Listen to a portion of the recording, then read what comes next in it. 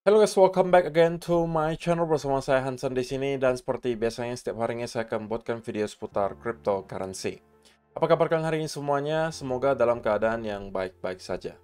Teman-teman, di video hari ini saya akan memberikan kalian beberapa data on-chain diikuti beberapa indikator penting yang kemungkinan bisa memberikan kita clue mengenai apa yang bakal kita lihat terjadi di Bitcoin berikutnya secara price action. So, stay tune terus sampai akhir video. Sekarang kita bakalan mulai dari CoinMarketCap terlebih dahulu. Per hari ini secara global market cap crypto berada di angka 1,63 triliun dolar atau naik sekitar 0,38%. Nah, di top 10 coin sendiri kita melihat keadaannya rata-rata berwarna merah, bahkan semuanya kita bisa bilang di top 10 itu berwarna merah. Penurunannya ranging antara 0, sekian persen hingga kurang lebih 2%. So, itu adalah outlook sementara dari beberapa top coin yang ada. Sekarang kita langsung saja masuk ke beberapa data dan berita terbaru hari ini. Nah, yang pertama teman-teman, kita awali dulu dengan berita positif datang untuk Bitcoin lagi dan juga cryptocurrency secara keseluruhan. Bahwa Google yang merupakan salah satu platform periklanan terbesar di dunia teman-teman, bahkan 2 kali lebih besar daripada Meta Network, diantaranya Facebook, Instagram, ini 2 kali lipat lebih besar. Platform periklanan yang paling besar di dunia, kita bisa bilang seperti itu. Dan mulai dari tanggal 29 Januari, which is hari ini, mereka sudah memperbolehkan ada periklanan seputaran Bitcoin dan juga cryptocurrency. Jadi, untuk hari ini dan seterusnya, Bitcoin ETFs can start advertising on Google from tomorrow. Bullish. Dan datanya juga ada teman-teman. Kalau misalnya kita lihat di sini, Meta dan juga Google ini adalah leading platform untuk periklanan. Orang-orang yang mau ngiklan biasanya cari ke beberapa tempat di sini. Dan kedua, yang dua paling besar itu adalah Meta dan juga Google. Tapi yang paling besar dan jauh banget angkanya itu adalah Google. Dan mereka sudah akan memperbolehkan periklanan untuk cryptocurrency, khususnya mungkin Bitcoin. Tentunya juga dengan beberapa peraturan yang mereka buat, harus compliance dulu baru bisa diterbitkan.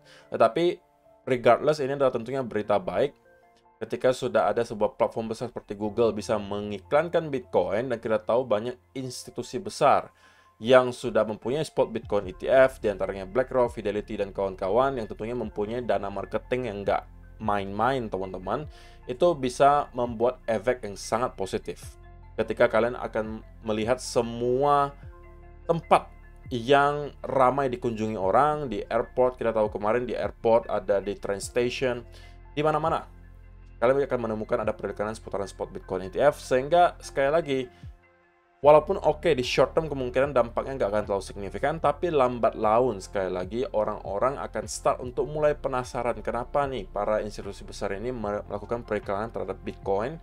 Apa sih sebenarnya itu Bitcoin, apa itu crypto, mulai start mempelajari, dan in the end bisa aja mereka akan menjadi seorang investor yang baru.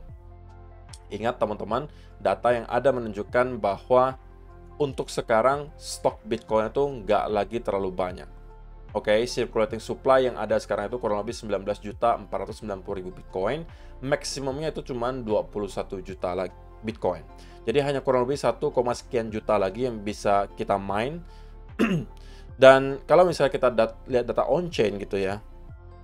Pertama, untuk exchange reserve atau stok Bitcoin yang berada di dalam exchange itu tidak mengalami perubahan tren sama sekali. Sampai detik ini kita masih melihat exchange reserve itu dari waktu ke waktu itu terus mengalami penurunan teman-teman. Bahkan kalau kita lihat dari tahun 2021 kemarin, kalau kita sekarang Januari, ini datanya dari 2021 Februari teman-teman. Nah, Februari itu kita masih melihat angka 2,8 juta Bitcoin yang ada di exchange. Sedangkan untuk sekarang itu hanya kurang lebih 2.100.000. Jadi ada kurang lebih penurunan sebesar 700-an ribu Bitcoin dalam kurun waktu 3 tahun, teman-teman. Oke.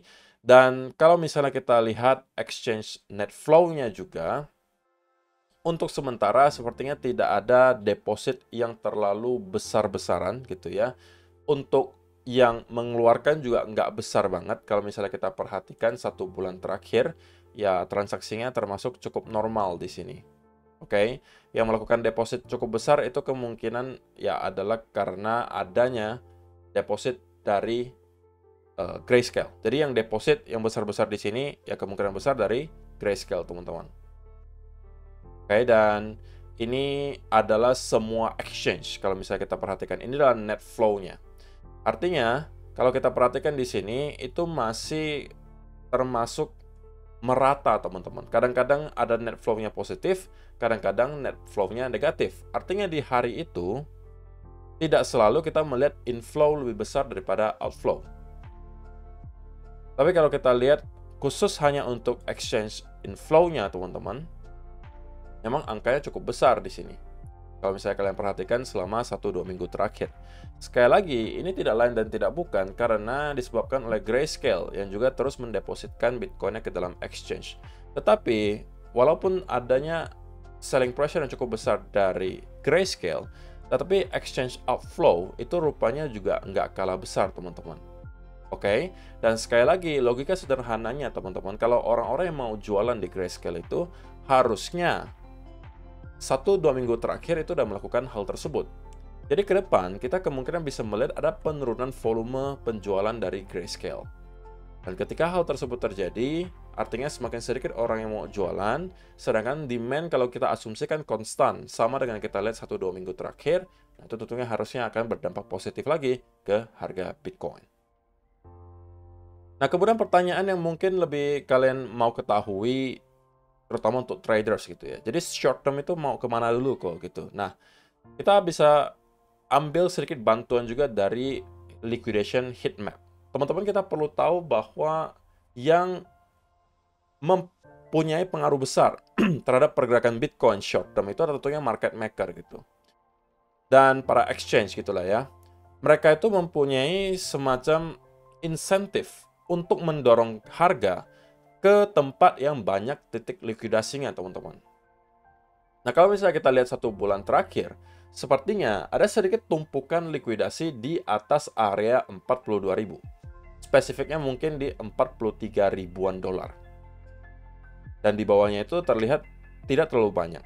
So, kalau kita mau mendapatkan rejection, teman-teman, seperti yang kita mungkin bahas di video 1-2 hari terakhir, saya rasa kita akan mencoba satu kali lagi push ke atas ke area 43.000 untuk mencoba melikuidasi orang-orang yang melakukan short di sekitaran area di sini, dan baru dari sana kita kemungkinan bisa mendapatkan koreksi yang sudah kita expect terjadi selama beberapa hari belakangan. Maksudnya seperti apa? Kita akan langsung nanti bahas di chart. Namun sebelum itu, saya pengen ingatkan juga ke teman-teman semua, terutama untuk yang para traders, pastikan kalau misalnya kalian senang trading, gitu ya, kalian jangan terlalu terfokus ke salah satu aset kelas. Karena sekali lagi, peluang itu ada di mana-mana. Di mana ada volatility, di situ ada kesempatan.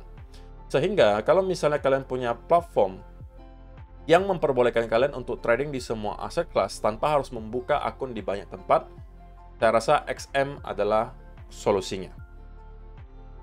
Jadi, saya pribadi juga pengguna XM, teman-teman. Kenapa? Karena di sini kalian disediakan fitur yang memperbolehkan kalian untuk trading di semua aset kelas. Kalian mau trading di cryptocurrency itu juga bisa, mau trading di saham bisa, mau trading di komoditas, forex, semuanya disediakan di sini. Terlebih lagi, mereka menyediakan fitur yang kemungkinan tidak akan kalian dapatkan di exchange crypto. Contohnya, leverage-nya 1000/1. Sehingga dengan modal yang cukup kecil, kalian bisa trading dengan leverage yang besar. Mereka juga sudah terregulasi di berbagai tempat. Mereka juga menyediakan trading kripto 24 jam selama 7 hari, jadi juga non-stop. Kemudian teman-teman, yang menariknya lagi, mereka lagi mengadakan event bonus deposit 50% plus 20%. Dengan total yang bisa kalian dapatkan sampai 5.000 dolar, teman-teman. Oke, jadi kalau misalnya kalian tertarik nih untuk mencoba trading di XM, link pendaftarannya sudah saya sediakan di kolom description box di bawah.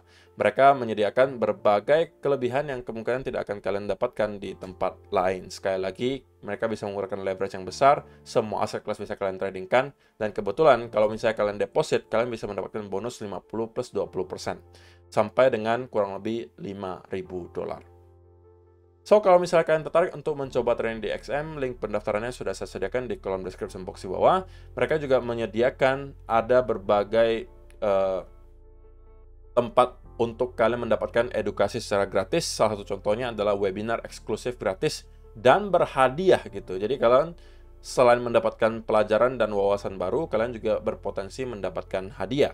Nah, di sini juga sudah disediakan tanggalnya, tanggal 21 Februari, kalian bisa mendapatkan edukasi gratis dari para instruktur yang ada di sini, bernama Jonathan Sara, Suji Harto, dan juga Ardi Novianto Putra. Waktunya di sini juga disediakan, dan kalian bisa mendapatkan tempat duduk kalian dengan mendaftar di sini. Oke, webinar ini hanya terbatas untuk 3.000 peserta saja. So, kalau misalkan tertarik, kalian juga bisa langsung aja cek di websitenya Accept, gitu ya. So, itu adalah beberapa data dan berita hari ini yang pengen saya sampaikan untuk kalian. Sekarang kita masuk ke chartnya Bitcoin, dan kita mulai dulu dari 1 hour chart. Nah, teman-teman, di video kemarin saya sampaikan bahwa jika teman-teman mau nekat untuk mencari peluang short term, maka lebih make sense itu adalah peluang short daripada peluang long. Kenapa? Karena kita sedang berada di area resistance berupa trendline di sini. Dan kita memang persis mendapatkan rejection dari trendline tersebut. Kalau misalnya kita zoom in ke 15-minute chart, maka ini mungkin kalian bisa kategorikan sebagai double top gitu ya. Dan ini harusnya akan menghasilkan setup. Dan take profitnya kalau misalnya kita ukur secara teknikal, harusnya sudah tercapai, gitu ya. Tapi saya nggak tahu apakah ada yang sempat masuk atau tidak. Cuman berangkat dari pengetahuan kita, teman-teman, dari apa yang kita lihat di liquidation heat map tadi, bahwa ada setumpukan likuidasi di angka $43.000, saya rasa ini dalam jangka pendek akan dicoba untuk disentuh terlebih dahulu, teman-teman. Membuat sebuah fake out. Ini ada dua hal yang terjadi di sini, teman-teman. Pertama, kita kemungkinan bisa memancing orang-orang untuk terus-menerus buy. Oke, dengan menggunakan leverage pula. Karena mungkin orang merasa, oh oke, kita breakout, dan kita harus buy gitu kan. Jadi orang-orang kepancing untuk membeli. Sekaligus mereka bisa menjemput stop loss yang ada di sini, 43 ribuan. Baru dari sana ketika sudah terjemput likuidasinya, mereka turunkan lagi harganya, dan orang-orang tadi long di sini, itu semuanya juga akan ikutan ke liquid. Itu adalah senario yang menurut saya sekarang ada di benak market maker gitu. Jadi sekali jalan dua-duanya kena. Yang atas kena, yang bawah juga kena gitu. Tapi apakah garansi terjadi? Tentunya tidak gitu ya. Tapi itu adalah menurut saya salah satu senario yang berpotensi kita lihat terjadi. Nah, lalu apa yang bisa kita manfaatkan dari pengetahuan tersebut? Nah, jika teman-teman yang kita lihat berikutnya adalah sesuai dengan yang kita bahas barusan, kita break sedikit di atas 43.000 dan kemudian start mendapatkan rejection besar. Kemudian ada head and shoulder di sini. Saya rasa ini worth it untuk diambil, teman-teman. Karena ini bisa menjadi start dari sebuah pullback dalam yang kemungkinan sudah kita tunggu, dan kita bisa kembali nge-retest ke sekitaran area trendline di sini kemungkinan. Oke, atau kalau misalnya kalian mau lebih rapi, ini adalah trendline-nya.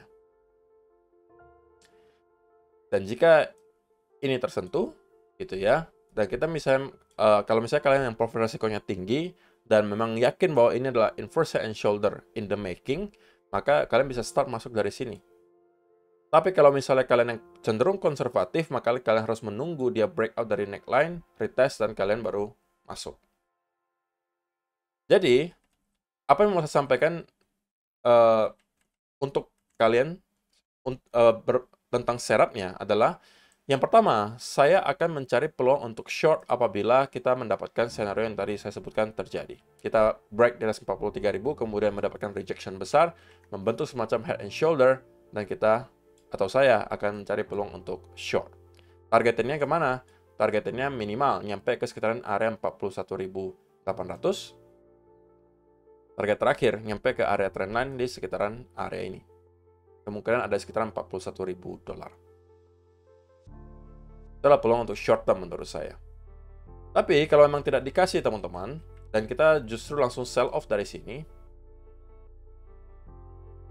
sama saja, itu bisa menjadi peluang untuk teman-teman yang pertama, profil resikonya itu tinggi gitu ya, alias yang cenderung agresif, dan merasa ini akan kemungkinan menjadi inverse head and shoulder. Itu mungkin bisa cari setup di sini. Tapi kalau kalian konservatif, sekali lagi, tunggulah dia breakout dari trendline di sini, start konsolidasi, Dan ini adalah peluang kita untuk kembali masuk.